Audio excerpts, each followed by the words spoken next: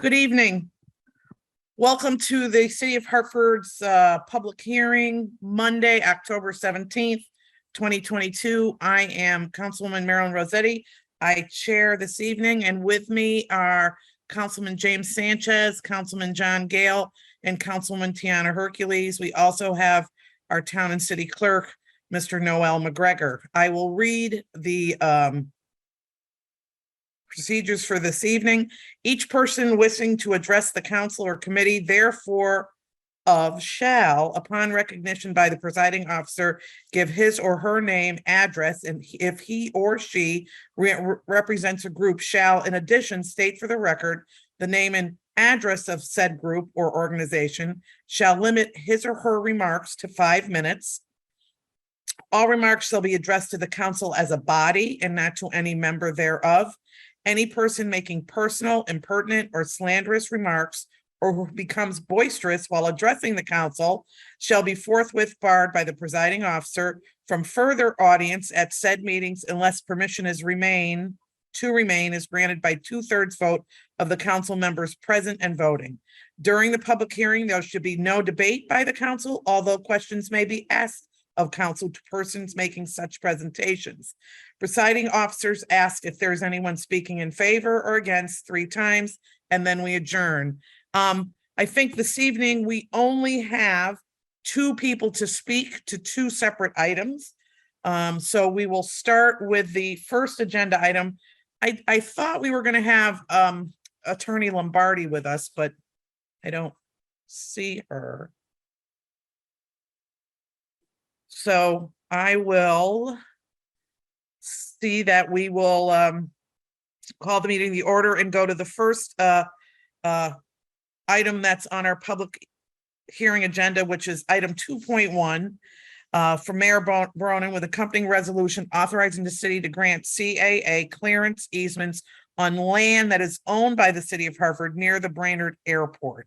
And I believe Jack Hale is here to speak to that agenda item, and I need to find a clock. Hold on a minute. So Jack, you have up to 5 minutes. Okay, thank you, Councilwoman Rossetti, and thank you other council members for taking this time.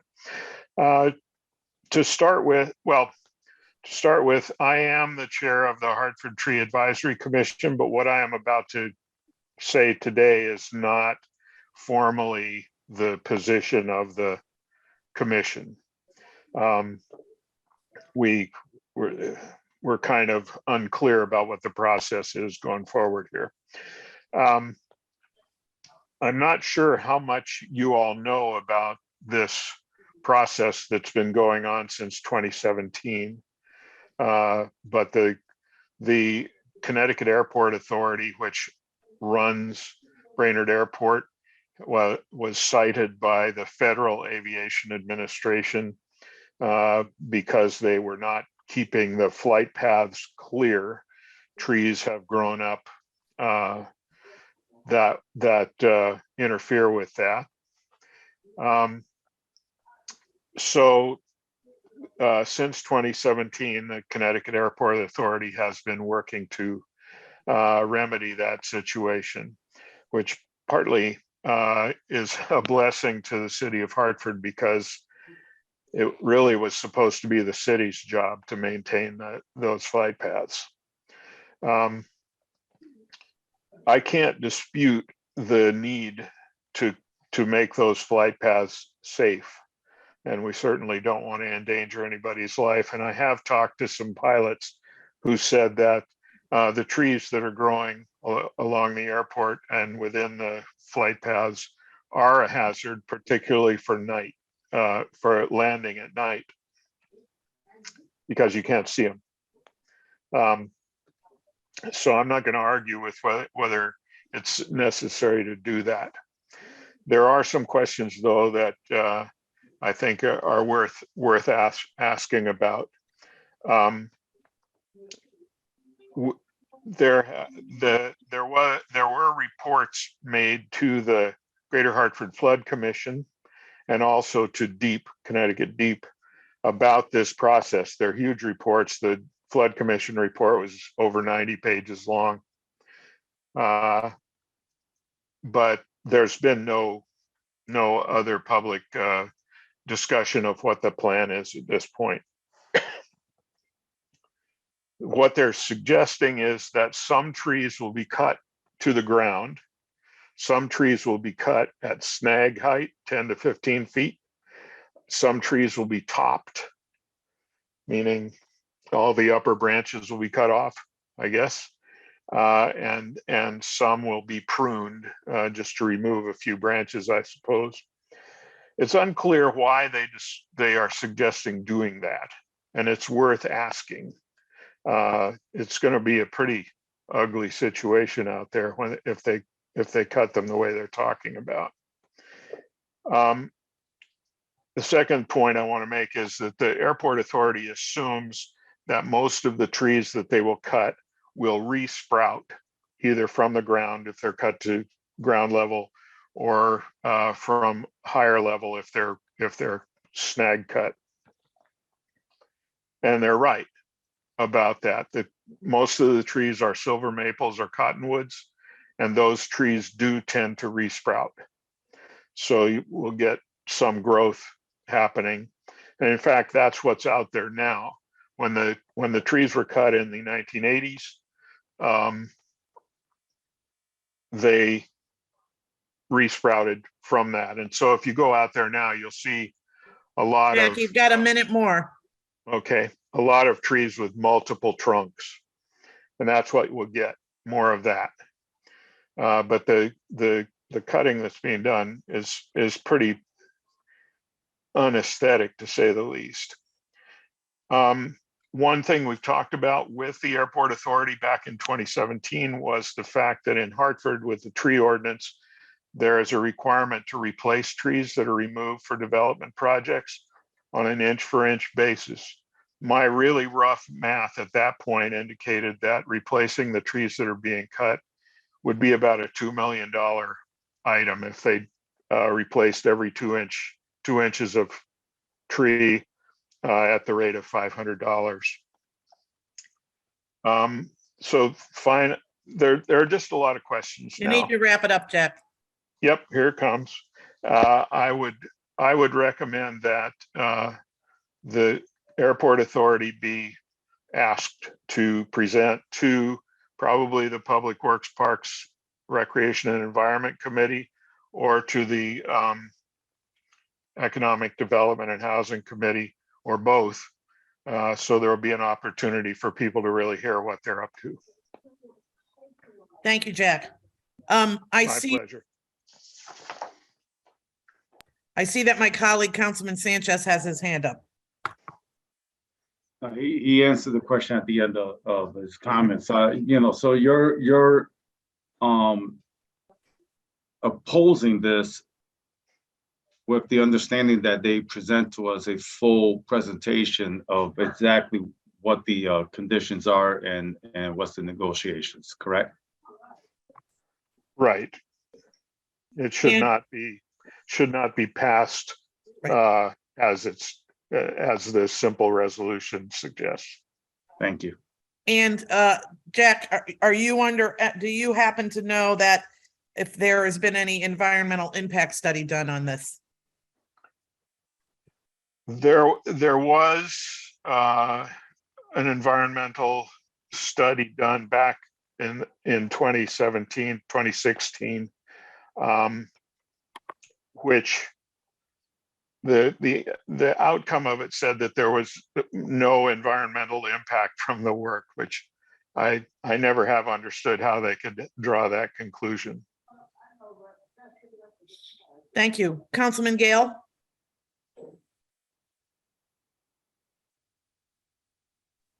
Well, thank you, Madam Chair. No particular questions for this, for Mr. Hale. Thank you. All right. Thank you. Thank you. That would bring us to, I believe, now I have not done a public hearing in a while. We would go on to our next speaker, which I believe is Ms. Prince, or do we go by order of our agenda? The speaker.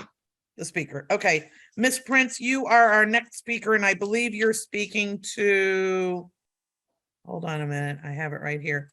2.6, which is the ordinance amending chapter 2, article.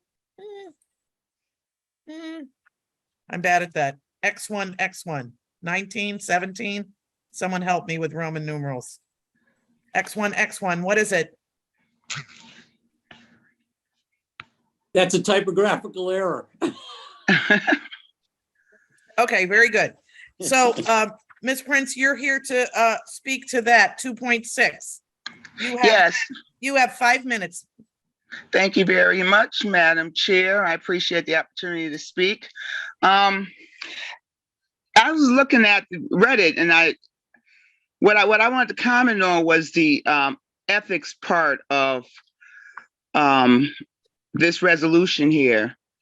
I actually did a prepared statement, if I could read a little bit of it. I understand that this is about the requirements to file the statement of financial interest by some of the Hartford City employees. But this does fall under the umbrella of the City of Hartford's Code of Ethics. In my opinion, this is very important because there are ethics that I believe, and I believe I can speak for some others, that have not really been taken seriously or have been adhered to. In other words, they've been disrespected.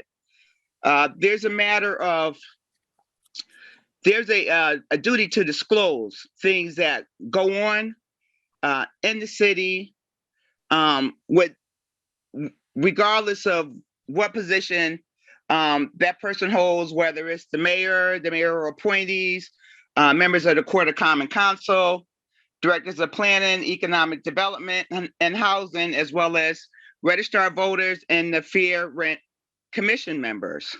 All these positions are definitely bound by the Code of Ethics. And it's very important. This is a very important code because it requires a duty to disclose.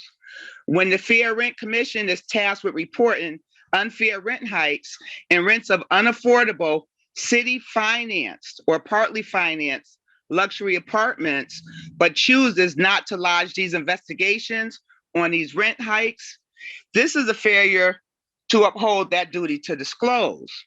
When dozens of Hartford residents literally plead with the Court of Common Council to investigate and punish wealthy landlords who refuse to repair obvious housing code violations, unfortunately, these multiple housing code violations, which were reported to the City of Hartford and has been revealed through various news organizations, print and broadcast media, city officials have said that these reports were unsubstantiated. And this has happened last week. And in turn, the city's refusal to correct the landlords allows them to charge premium rents for squalor living. In particularly, it's those who accept Section 8 housing vouchers. The landlords, knowing that the City of Hartford Housing Authority will pay their greed, because the Housing Authority pays up to 85% of the rent, regardless of how neglectful these landlords are to Hartford's residents. You know, and it's like, it has become so bad over the years, the relationship with these landlords were actually slumlords, that has actually been a topic of conversation with the former HUD Secretary, Ben Carson, when he came here to Hartford. So this has been ongoing for years in this administration, but it seems to only get worse. And when anyone under Section 2-906, which is that section that I'm referring to, that's in the agenda, receives reports of flooding in the north end of Hartford due to corroded wastewater systems, damaged sewer systems, and outdated pumping stations. But the only thing that the city actually has really invested in the Blue Hills neighborhood, Clay You have Arsenal. 1 minute, Ms. Prince. Thank you. Northeast neighborhoods are playscapes, streetscapes, and rec centers. So these are things that, I feel should really be addressed if the ethics are really important in the city of Hartford. This is something that really should be addressed. Thank you. Thank you. So are you saying you're for or against item 2.6? I'm saying I am for it, but I'm for it in its entirety Okay. to thank you. include everything beyond that. Okay, thank you very much. You're welcome. Thank you. Thank you.